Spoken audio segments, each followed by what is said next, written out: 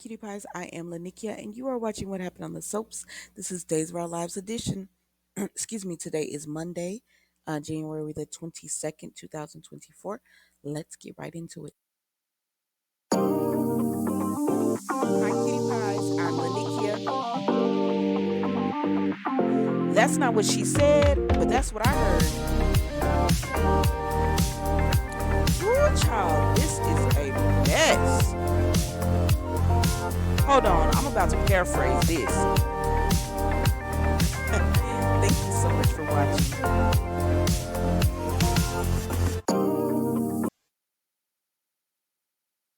All right, y'all.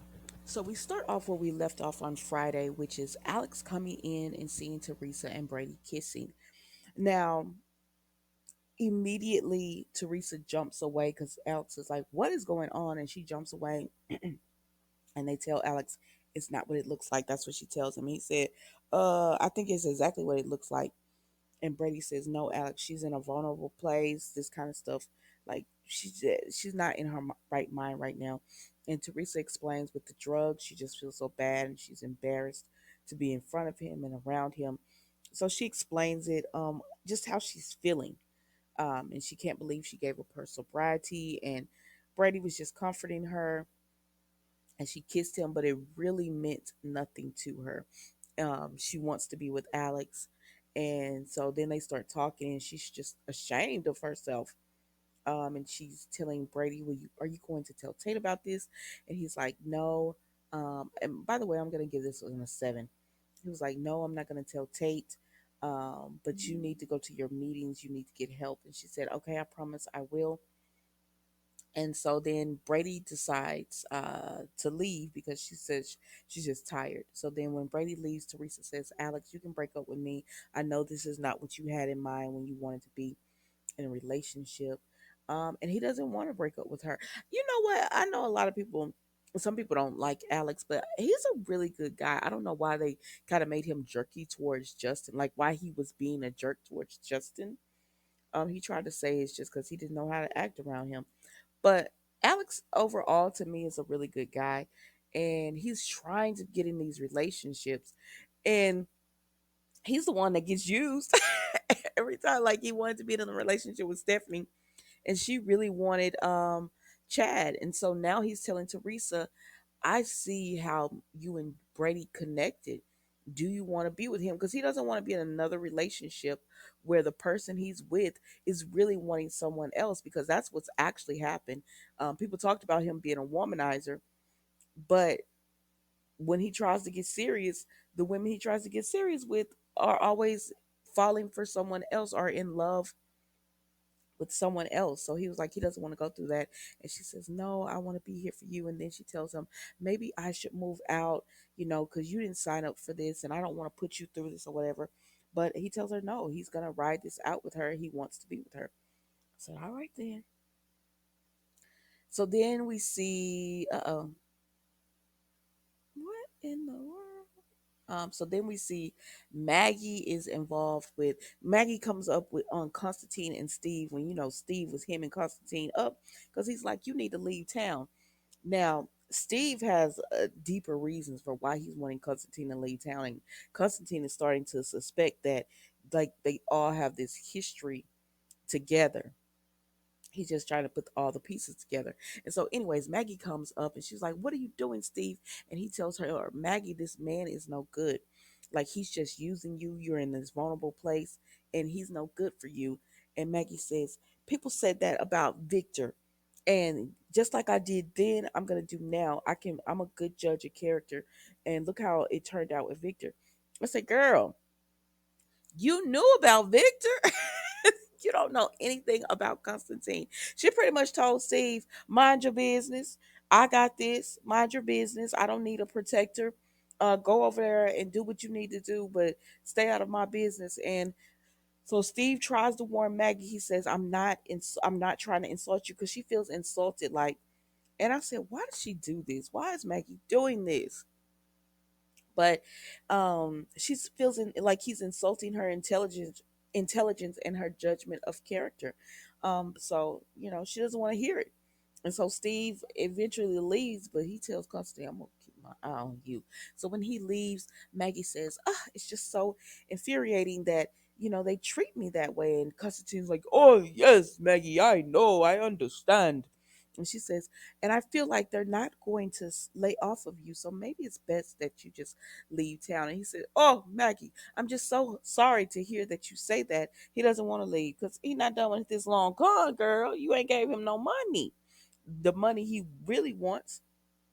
And so he's like, I just hate to hear you say that. And she was like, oh, I know you enjoy being here. He says, he's not going to let them run him out of town and all of that. And so they decide to go on back to the mansion because, he's been staying with them, right?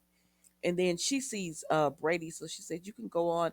Actually see Brady. I need to talk to him." So when she speaks to Brady, she asks him about Teresa, and he's like, "She's sobering up, and she's just extremely embarrassed and just she's upset." He said, "But who told you?" And she said, "I ran into Alex. He really was struggling on what to do." And so he sits down and he talks to Maggie, and he tells her everything that's going on with Teresa and how he's not tempted to use, but out with all the stuff going on in their lives, he can understand how she would be. And they're just stressed out about Tate. And he said maybe I should move her in, because my mom and I said he has um a spare. They have a spare room now that Tate's gone away, so maybe he should move Teresa in and keep a lookout on her, keep a watch on her. And Maggie says, no, you don't want to do that because that could tempt your own sobriety. I know you're holding strong, but worrying about Tate, then worrying about Teresa, that could trigger you yourself. And so she was like, you don't want to do that. I'm gonna follow up with Teresa. If he says I told her to reach out to you, and she says thank you for that. If she doesn't, I'm gonna reach out to her. And that's how they ended on that, child. So then let's move on, because we see John has had a restless night of sleep, so he's out on the couch. I guess he had his coffee and he kind of nodded a little bit while he was drinking his coffee. And so Marlena comes up on him to, wake him up. And he comes out swinging, wanting to swing. I don't know why that was funny to me, but it was a little bit. But anyway, she tells him, um, wait, she tells him John, and he says, oh, I'm sorry, Doc, I didn't mean to scare you and all that. She says, you've been having a restless night. What's going on? And he was just like, I don't know. It's just something's not right. Something is a little off. And so they were going to talk about it or whatever, but John tells she has to go to work. So John says, go ahead and go. I'm just going to try to get some sleep. And she said, yeah, do that. Now on her way, she bumps into Eric and her grandson, Jude. And so they're sitting there. Eric tells her, he has a rough time sending Holly off and everything. And so she says, I have about an hour before my first client. You want to sit down and have coffee real quick? And he said, okay. So she says, how Sloan? And he tells her she's hungover and she's truly embarrassed because she wanted to make such a good impression on you guys that she drank more wine than she normally would. And Marlena's like, so, the drinking. And he was like, no, I've never seen her like that. Usually she'll have a glass of wine or something, but that's about it. She was just super nervous and tried to use the wine to calm her nerves. And Marlena was happy to hear that. And she said she's family. Tell her not to be embarrassed, and that you know, she's family, and they understand what's going on. That's it. Let's move on. So then we see John and Steve. Steve goes over to John's place and he says, "Dang, um, listen, guy, you look like crap." And John did look a mess. I ain't gonna even lie. He looked like he was tired, like he hasn't been sleeping. So he's like, so John is like, I just something about Constantine and all of this. It's really wearing on him. And so Steve tells him about how he ran into Constantine and he was giving him a hard time. And Maggie shows up and he said, let me guess, she had her blinders on. And he said, yes, she did. So Maggie's still trusting Constantine, and there's pretty much nothing they can do about it until she doesn't want to trust him.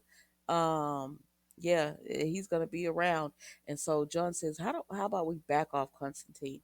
And Steve is like, "What?" He was like, "Yeah, let's back off of him, and just catch him slipping because he's gonna be slipping."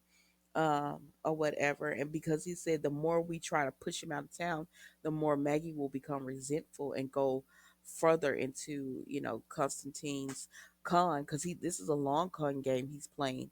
Like, he's not trying to do a quick con, or we could have already got him, but because he doesn't mind waiting, it's going to take a while, just like Teresa's doing with Alex. That's a long con.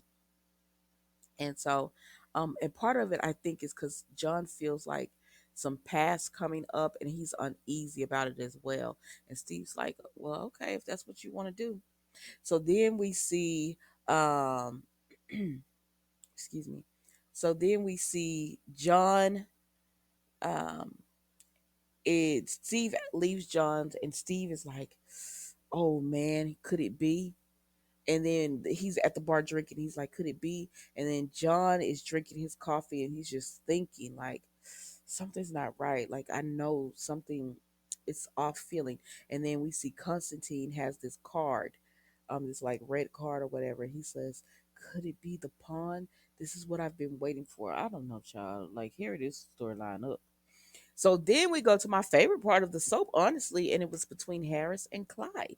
And so, cutting to the chase, Clyde tells Harris that he wants him to work for him, hypothetically speaking, if he was running the drugs. And Harris says, I know it's you. I know you're behind all of this. I said, thank you for figuring this out, Harris. He tells him, um, hypothetically speaking, I could use somebody like you. And Harris is just, he playing along. He was like, what you want me to do? And Clyde laughs. He was like, I said hypothetically, so none of this is true. So I don't want you to do nothing, because I don't think you could cut the mustard or something like that. He would be up for the task. But Clyde is just toying with Harris. I don't know. It is just like, if you're behind all these drugs, why would you bring a detective in here to pretty much say in their face, um, what if I am behind the drugs? There's nothing you gonna do about it. And Harris said, you don't want to go to war with me, Clyde. He said, I got nothing to lose. I ain't got no family. I don't got nobody that cares about me, or I care about them. I'm a lone wolf, ex-military. You don't want it with me. And so Clyde says, oh, I'm not sure you don't have anything, you don't, someone that you care about, because what if something happens to him? And so Harris knows he's talking about Ava, right? And so he tells him, I'm warning you, Clyde, if you hurt anyone that I care about, I'm coming after you. And he says, well, look what happened to Lucas or whatever. Don't make empty threats, promises, like you did with Lucas. And everything. And so Harris just gets up and leave. He says, I know you're doing the drugs. And if you come after somebody I care about, I'm coming for you. And then, you've been warned, Clyde. And then Harris leaves, and Clyde starts laughing. I said, well, I mean, we already know Steve Burton is going back to General Hospital. So a lot of you guys are speculating that he's going to end up dying, um, trying to protect Ava, and I think that's gonna happen too. I don't know how this all gonna play out, but we shall see. And that's all I have for you today. Thank you so much for watching. Enjoy your Monday. Don't forget to like, comment, and subscribe to the channel. I will see you tomorrow for an all new episode of What Happened on the Soaps, Days of Our Lives edition. Goodbye.